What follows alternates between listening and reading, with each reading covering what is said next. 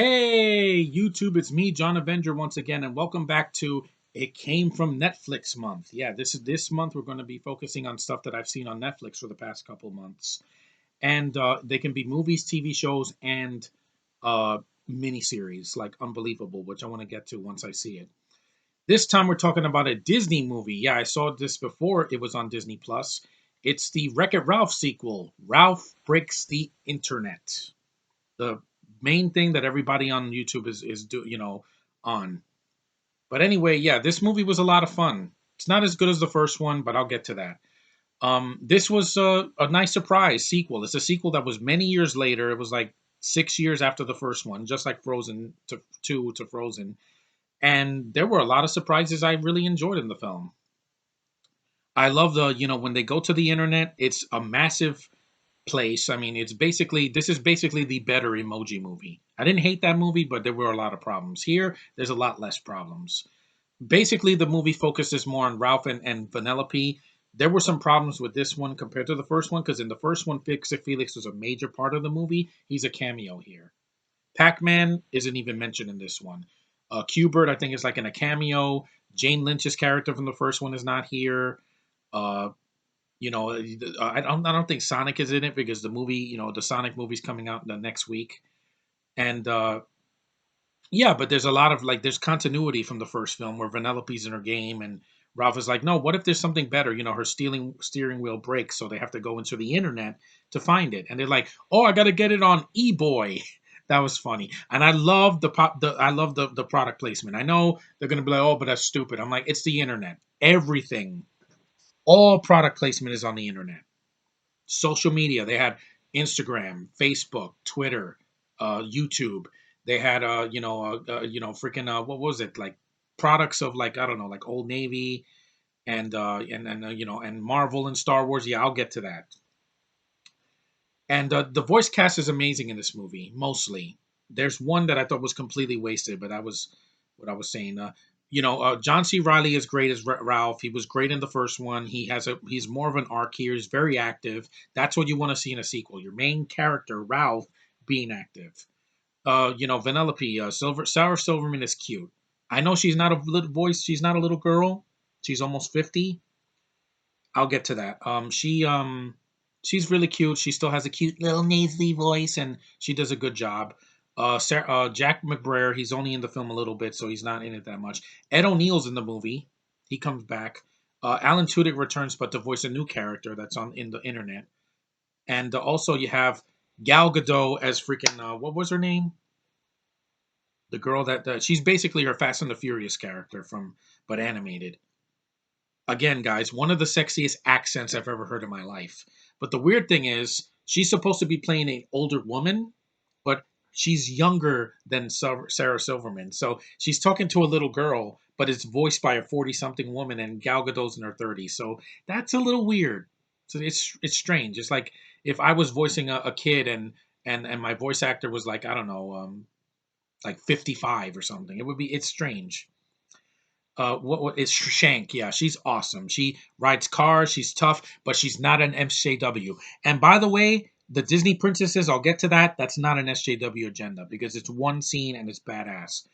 Uh, you have Taraji P Henson playing Yes, an algorithm that determines the trending videos on BuzzFeed or BuzzTube. And I don't know what it is, but she sounds a lot like Beyonce Knowles. It's weird because she does that sassy black woman voice like Beyonce, and she sounds like her. It's weird. She was modeled after Cruella de Vil, yeah. Uh, Melissa Senor is Tafta Mud and Fudge. I never heard of that. That's one of the racers in Sugar Rush. Alan Tudyk is the search engine where they're looking for eBay, and so they can buy the steering wheel for an LP's game. Alfred Molina, yeah, he's the most underused actor in this movie. This is Doctor Octopus from Spider-Man 2, and you give him a nothing role as this slug. Double Dan, a half-worm virus creator who inhabits the deep worm. He's barely in the movie. He's not even the villain. The villain is a computer virus, basically. There's no real villain in the movie. It's like Frozen 2. I thought he was wasted. He sounds drunk. Of course, he has his British accent because what movie doesn't now? And he's just wasted. He's in one scene, you don't see him again. He could have been cut out. Ed O'Neill is Mr. Litwack, the owner of the Litwack's Family Fun Center. Bill Hader is a clickbait pop up ads. Yeah, you hate those. That's why I have ad block so I can block those stupid ads. You have John DiMaggio as Arthur. He's an insecurity virus. Yeah, it's like what does he say? Insecurity. It's not annoying. It's actually pretty visually stunning. I will say this. I know I'm gonna get crap for this, but I like this animation better than Into the Spider Verse. I like it better, guys. I like it better. It's Disney. This isn't flashy, like pseudo freaking psychedelic flashes of color in my face. I just like the animation better here. It's fluid, it's beautiful, it's got range to it, it's colorful, and it's not hitting me in the face like this. It's not doing that. I hate that. That's the one thing I didn't like it Into the Spider Verse. The Spanish, some of the Spanish, and the freaking flashy imagery at the end. It's just seizure inducing. Here, everything is colorful and bright and beautiful. The Disney princesses. This scene was one of the best scenes in the movie. You reintroduce a lot of classic Disney characters: Belle, or Ariel, Princess Tiana, freaking Cinderella, Pocahontas. Uh, of course, you have Snow White. You even have recent classic characters like Anna and Elsa from Frozen. You have Moana. You have freaking what's her name from Brave? What's her name? Damn it, Merida. And you have a lot of people, and they're mostly voiced by the original cast. So it's not like pretenders. Of course, it's not the original Snow White. She passed away a long time ago, but they sound spot on, and they have a cool girl moment where Vanellope meets them. It's like, oh, you're a Disney princess. Were you captured or poisoned, or did a man come to save you? But it's not shoved down your face. This is not Black Christmas from last year, the remake, or this is not uh woke angels where guys have to look weak and the women have to look powerful. And this sure as hell is not Rise of Skywalker, but I'll get to that. I like the cameos. It made me nostalgic. I love their voices. I think they're all feminine. The one I'm not crazy about is the girl from Brave because she's Scottish and she sounds like this. I bet Karen Gilliam sounds like that too, but she's not here. And there's also other cameos I like. You have Sonic is in the movie. It's just a different voice actor. You have Maurice LaMarche as Tapper. You have Brad Garrett as Eeyore. You have from Winnie the Pooh, and you have Anthony Daniels as C-3PO. Best cameo from that franchise in years. You have recordings of Tim Allen as Buzz Lightyear, Vin Diesel as Groot from Guardians 2. Sean Jabroni is a YouTuber. Daniel Middleton, Dan TEM in the UK version, but I'm not going to see that version. And he voices the E-Boy. Who else is in the movie? Ali Wong is in it. She's Felony. But yeah, like now we'll get to the problems of the movie. Like I said, one of them is that Alfred Molina is not needed. He could have been cut out. He serves no purpose in the movie except to make the movie longer. I thought like what else? The Star Wars references other than Anthony Daniels, this wasn't needed. Disney, this is you scratching your back. We get it. You own Disney. You're Disney. You own Marvel. You own Star Wars. You own Fox. You own it. We get it. The Stormtroopers, I hated that freaking cameo. It's not this. This is a Stormtrooper, guys. This is a Stormtrooper. Not your bullshit smaller version, condensed version like this from The Force Awakens, where they're like shrunken versions of the Stormtroopers. No, this is a Stormtrooper.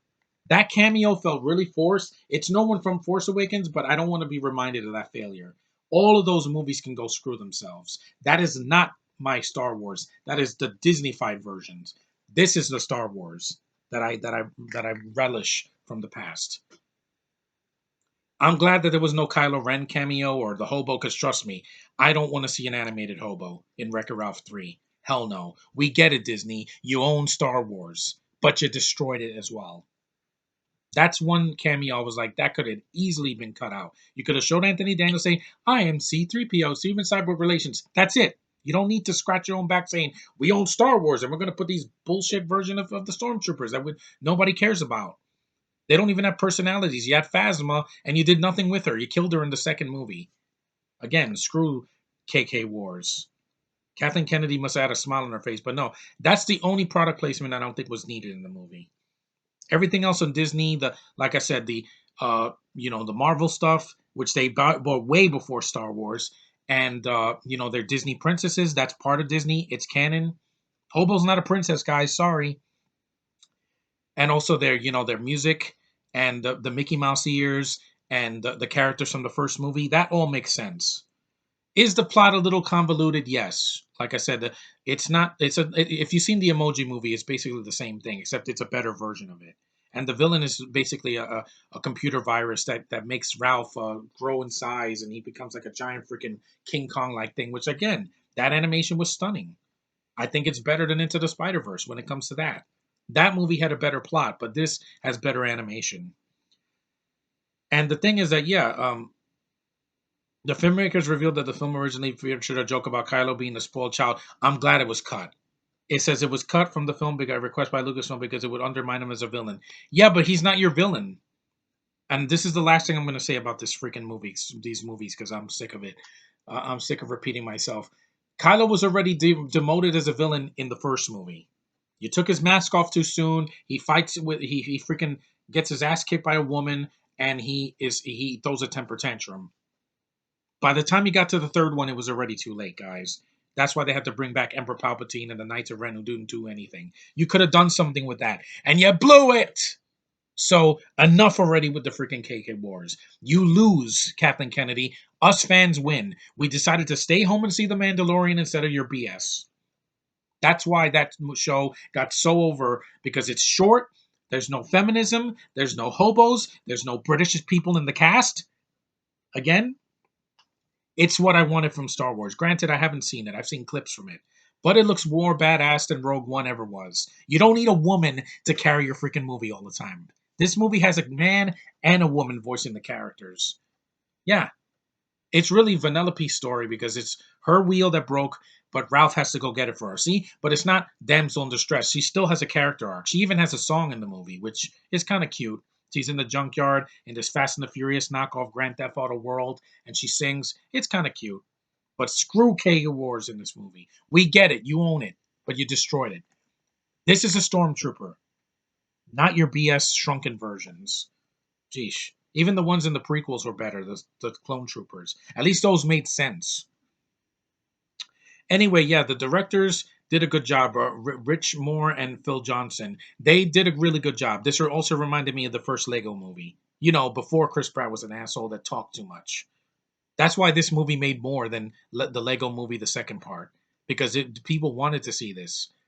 People love Disney animation. That's why Frozen 2 made $1 billion, guys, over. Because Disney, nobody does better to animation than Disney in mainstream cinema.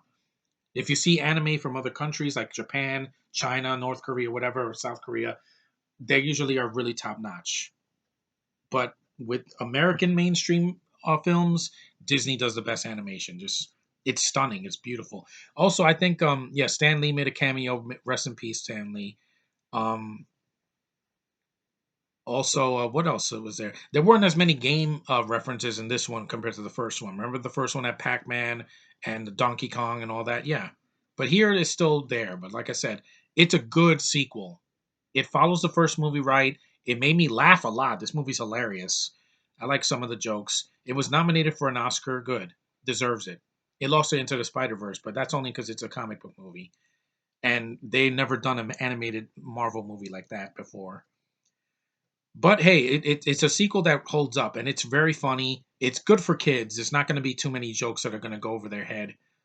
Like in some, like if some parents took their kids to see Sausage Party.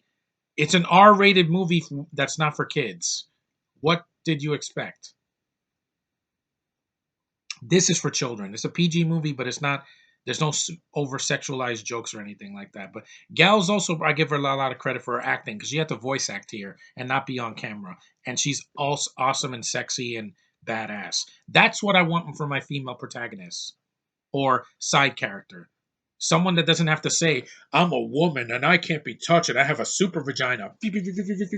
No, just say. No, do. Don't say.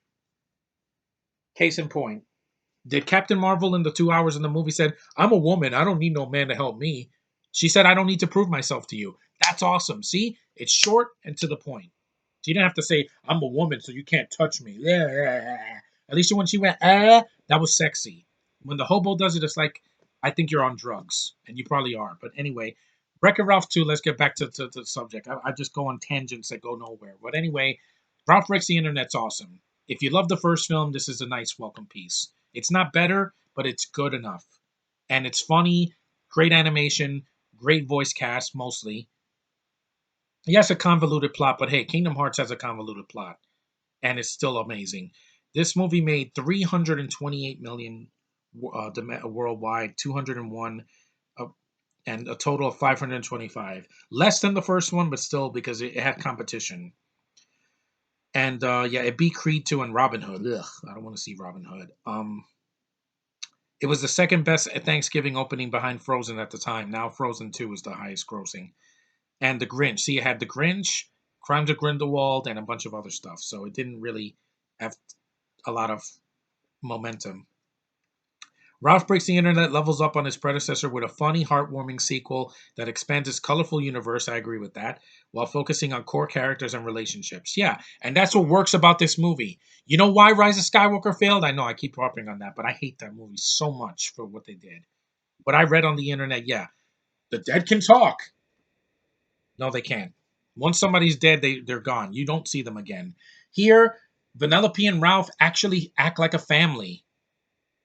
Yeah, they're friends and they're really close. And when they break apart for a while, you feel it. With these idiots in Force Awakens, Rogue One, and Last Jedi and Rise of Skywalker, they're not a family. They're just actors doing a role. They're not close. You don't feel their bond. They're not like the characters in Endgame. Say what you will about that first hour. I bought the chemistry with the cast, with Chris Evans and freaking Anthony Mackie and freaking Don Cheadle and Robert Downey Jr., Scarlett Johansson, Mark Ruffalo. You know these people. They've worked with each other for years. These idiots were just a bunch of newbies trying to get a paycheck and get through it.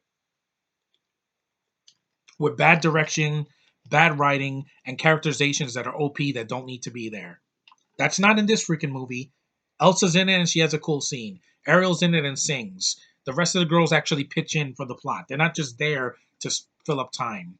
And this movie's only an hour and 40 some minutes. It's not 2.5 hours.